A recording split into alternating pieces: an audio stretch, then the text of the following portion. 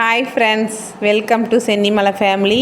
வாங்க இப்போ கருவாடு தொக்கு எப்படி செய்கிறதுன்னு பார்க்கலாம். கருவாடு அலசி எடுத்து வச்சுருக்கேன். வானல் சூடாயிடுச்சு, எண்ணெய் சூடாயிடுச்சு. இப்போ கடுகு போட்டுக்கலாம். கடுகு வெடிச்சிருச்சு. இப்போ நம்ம வெங்காயம் தக்காளியெல்லாம் நான் கட் பண்ணி வச்சுட்டேன். வெங்காயம் பச்சை மிளகாய் எல்லாத்தையும் கட் பண்ணி வச்சுருக்கேன். எடுத்து போட்டுக்கலாம். வெங்காயம் பச்சை மிளகா ஒரு பச்சை மிளகா தான் போட்டிருக்கேன். போட்டுட்டு நல்லா வதக்கி விட்டுக்கலாம்.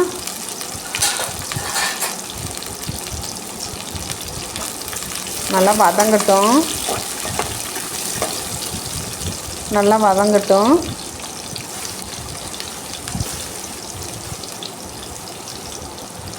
கருவேப்பிலை போட்டுக்கலாம்.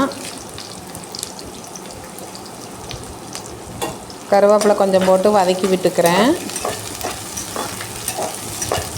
நல்லா வதங்கட்டும்.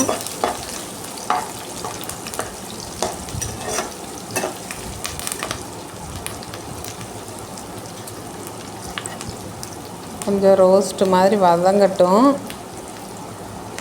அதுக்கப்புறம் தக்காளி போட்டுக்கலாம். ஒரு தக்காளி கட் பண்ணி வச்சுருக்கேன்.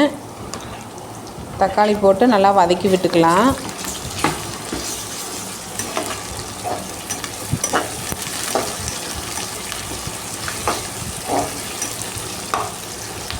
நல்லா தோல் சுருண்டுற அளவுக்கு வதங்கட்டும்.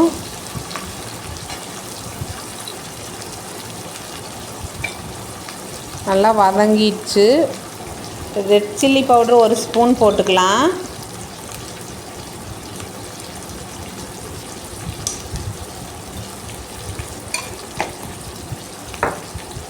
மஞ்சத்தூள் ஒரு ஸ்பூன் போட்டுக்கலாம்.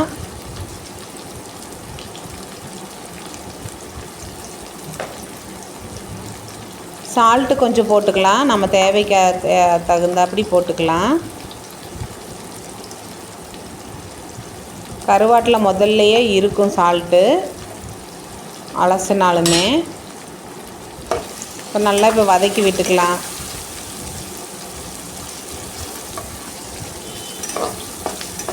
நல்லா வதங்கிக்கணும். வதங்கினதுக்கப்புறமா தான் கருவாடு போடணும். 100 கிராம்ஸ் கருவாடு அலசி எடுத்து வச்சுருக்கேன். தக்காளியெல்லாம் வதங்கிடுச்சு. இப்போ நம்ம போட்டுக்கலாம். கருவாடு எடுத்து போட்டுக்கலாம்.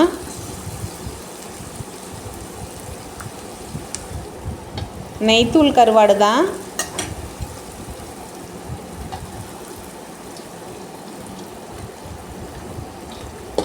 சுத்தமாக அலசிக்கணும், ஏன்னா அதில் மண் இருக்கும்.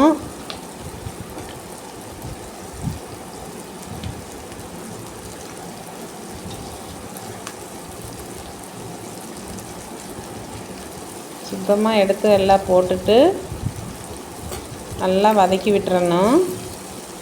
லேசாக தண்ணி தொளிச்சா போதும். நம்ம தொக்கு மாதிரி தான் செய்கிறோம், அதனால் லேசாக தண்ணி ஊற்றிக்கலாம்.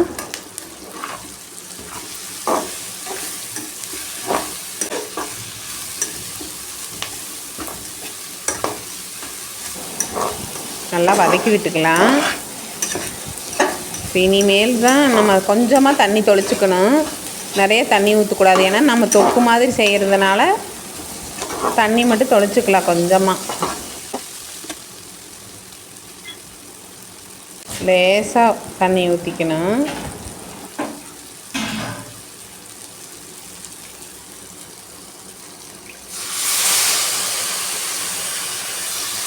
லேசாக ஊற்றி கிளறி விட்டுக்கணும். உப்பெல்லாம் கரெக்டாக இருக்கான்னு பார்த்துக்கலாம். இப்போ தண்ணி தெளித்ததையுமே இந்த தண்ணியிலையே வெந்தாலே போதும். இந்த கருவாடு வேகிறதுக்கு ஒரு 5 மினிட்ஸ்க்குள்ளே தான் ஆகும்.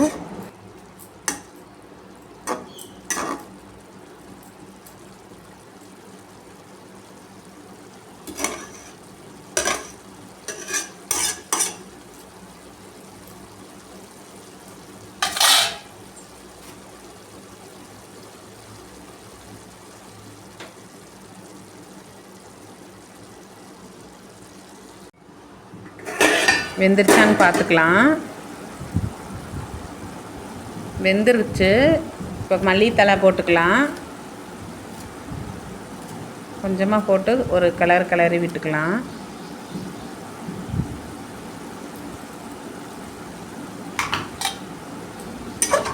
தண்ணியெல்லாம் வற்றிடுச்சு. இப்போ கரெக்டாக இருக்கும். சுடு சாதத்துக்கு போட்டு சாப்பிட்டுக்கலாம், நல்லாயிருக்கும்.